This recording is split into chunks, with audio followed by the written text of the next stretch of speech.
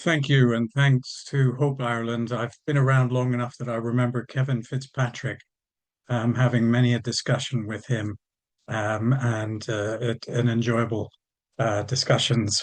And before I started, I wanted to say thanks very much to my fellow panelists for fighting such an excellent battle inside the House of Lords. It is really compelling television, and they are doing such an excellent job. Um, before I start, I'm an atheist. I'm generally liberal in favor of abortion rights for women. I'm against capital punishment. That sets out that I'm not the typical sort of person in favor of this or against assisted suicide. I've had some recent experience as well. You might be able to detect my accent is Canadian. A friend of mine's mother, who I've met a couple of times, I haven't seen for years, was euthanized in Canada last week. She was in her 80s. She was not terminally ill. She was she was uh, losing her hearing, and she was very depressed. When my friend went round, he would visit 3 or 4 times a week. And every time he'd say, "Oh, I'll come back Tuesday. I'll see you Tuesday. I'll see you tomorrow," she would inevitably say, "I hope not." It was from what he said, at least her choice. And it sort of throws up the way that people like to think about these things. I've known a few people in Canada who've similarly witnessed their loved ones dying and from euthanasia. And some of them thought it was negative, and some of them thought it was positive, probably more, to be absolutely fair. You can see why superficially is a very attractive option. It removes the messiness of death. It's almost like a C-section. You can schedule it and nothing is prolonged. You know what's going to happen, and it's going to be quick. It doesn't interfere with any of the schedules with relatives. All of the relatives can attend because their calendars can all be merged and a certain day be found. And you can see that the sort of superficial attraction to it. And to me, the problem isn't so much that, except it's reducing human life to a sort of scheduling issue. I think that's problematic. But I think the problem of youth was it good for this woman or not? I don't know, to be absolutely honest.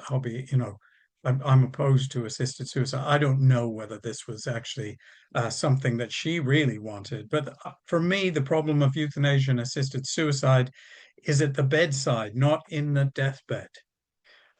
It's not being killed that's wrong, it's killing that's wrong, whether oneself or another. Purposefully killing a human being, that is not as a byproduct of self-defense, etc., is wrong. And I don't think anyone really opposes it for religious reasons. Those of us who oppose it on ethical grounds do so because we recognize the corruption of our moral system that it entails. The reason that so many religious people oppose it, I'm guessing, is that they still have a sense of right and wrong that seems to be disappearing, um, and and from everyone else. But it is not at base a religious issue. I think it's a moral issue.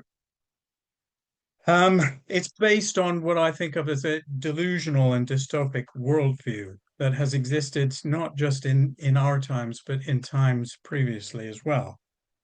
Oscar Wilde noted, "A cynic is a man who knows the price of everything and the value of nothing."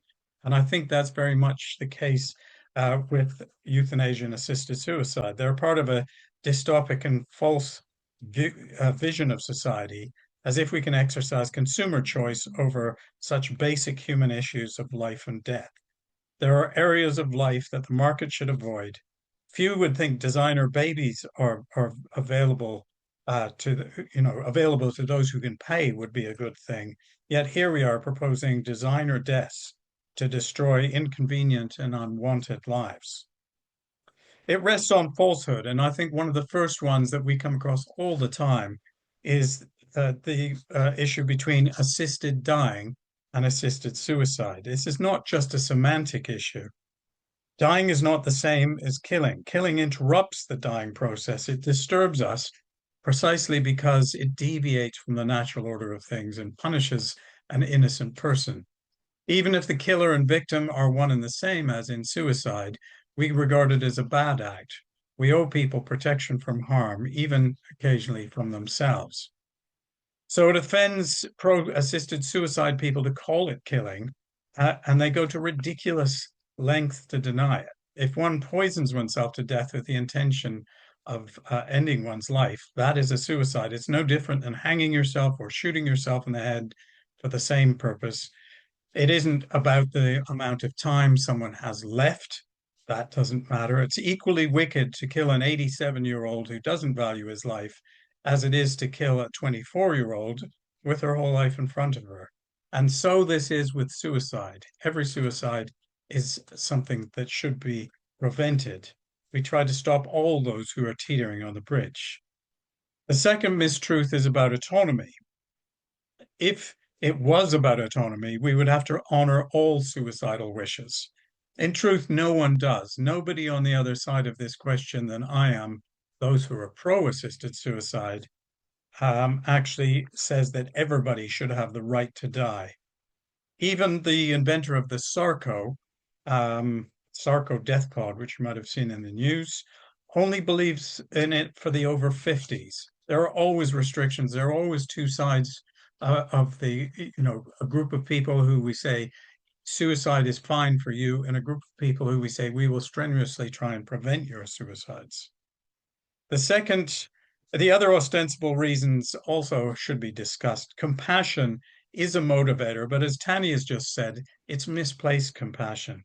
It's disdain, really, of the wealthy and privileged for those who do not do so well in the consumerist vision of society. And as Tani said, there are people who have said, I wouldn't like to be like you, I'd rather kill myself. This is the sort of compassion that I think should be resisted. Dignity, also mentioned by Tani, dignity does not mean going to the toilet unaided. Not be, dignity is not being old or not being disabled. It's rather the state or quality of being worthy of honor and respect. And I know many disabled people who are extraordinarily worthy of respect and honor, and it has nothing to do with their bodily functions or anything else so trite. So the destination is euthanasia. That's the other sort of mistruth that, oh, we can have these safeguards. We can have these lovely safeguards that will stop this from being extended to anybody beyond the terminally ill with 6 months to live.